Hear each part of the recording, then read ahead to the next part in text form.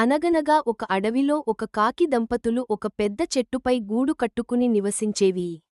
ఆ చెట్టు క్రింద ఉన్న ఒక రంధ్రంలో ఒక క్రూరమైన పాము ఉండేది.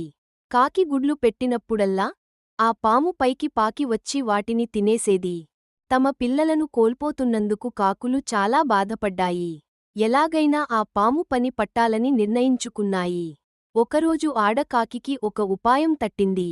ఆ పక్కనే ఉన్న ఒక రాజభవనపు కొలనులో రాకుమారి స్నానం చేస్తూ తన బంగారు హారాన్ని గట్టుమీద పెట్టింది.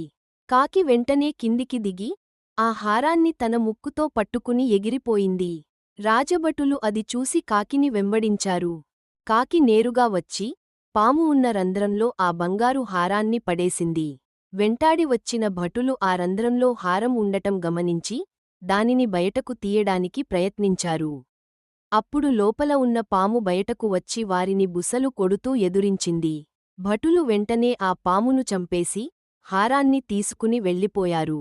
ఆ విధంగా కాకులు తమ తెలివితేటలతో శత్రువు నుండి విముక్తి పొంది సుఖంగా జీవించాయి.